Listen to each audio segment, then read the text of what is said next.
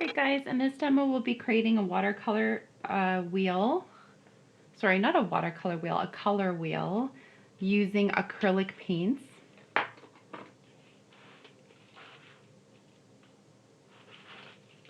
So I'm just putting all of my watercolor stuff away.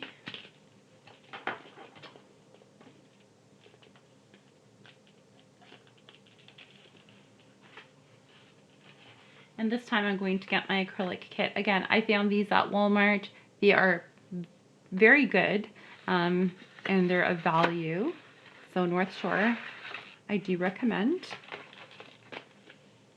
Okay, and for this one, again, we're using crimson red. You can use, again, the medium yellow or the lemon yellow. Either or works. I might use the medium yellow for this one.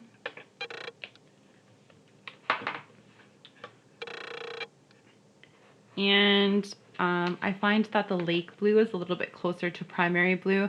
Again, I feel like phthalo blue, just like with the watercolors, it pulls on more of a turquoise, more of a greenish undertone. So I find that it might give you like a little bit of a strange violet. The lake blue is probably easier to mix with the other colors. Right. And if you are using acrylic, you need a surface that you can paint on. So mixed media paper is my recommendation. And as mentioned previously, mixed media sketch pads are really nice because they come with perforated pages. So you can just snap a sheet out to work with.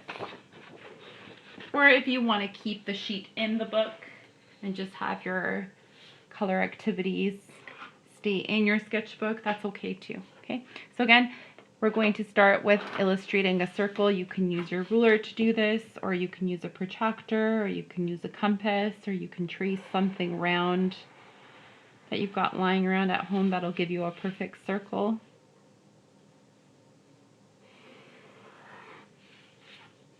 Okay, and then you want to divide your circle into 12 sections. So we'll divide it vertically. Then kind of find your center point and then divide it horizontally. And then again, imagine that you want to cut this slice of the pizza into 3 slices. So kind of just, you can eyeball it and make kind of cut marks. Okay, and then you're going to do the same thing to one of the bottom ones. So do that one to one of the top ones and one of the bottom ones. So kind of just usually get away with eyeballing it. Okay, and then you're going to take your ruler and bring that mark straight through the middle. And this one here, straight through the middle. Okay, and then this one here too.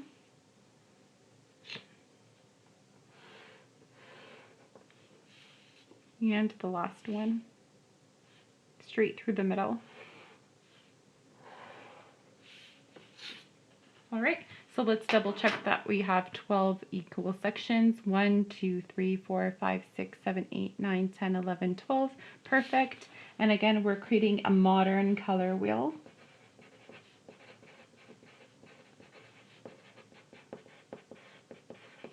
And the first thing we're going to do is pop on our primaries. So we could just pick any spot. You could literally close your eyes, pick any spot. We could do red. Okay, 3 empty spaces, and then the next one again is a primary. We could do yellow here. Count 3 empty spaces, and then you have your last primary, which is blue. And you should have 3 empty spaces before you get to red. Okay, that's how you know that they're equally divided, and that if you were to again connect them with a line, it would make a perfect equilateral triangle. So if you mix primary red and primary yellow together in equal amounts, we find the center point here, we're going to get a secondary color. Red and yellow make orange. Yellow and blue make another secondary color, green, and blue and red mixed equally. Create a third secondary color that is violet.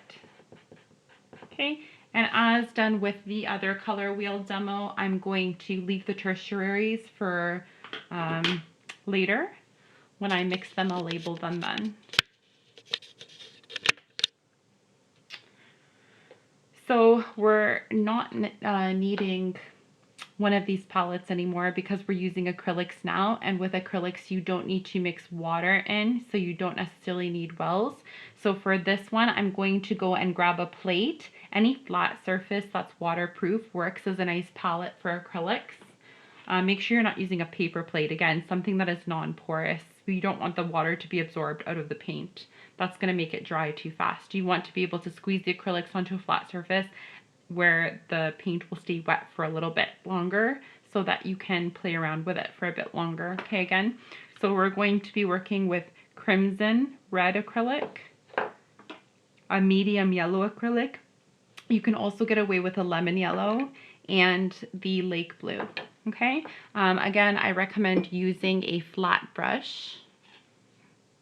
Okay, because again, you could get a nice flat tip on it, a thicker line, or you can turn it sideways to get a nice skinny line. And we need some fresh water. All right, and obviously some paper towels so that you can dab your brush off as you go. And in the next video, we'll get started with applying color to our color wheel.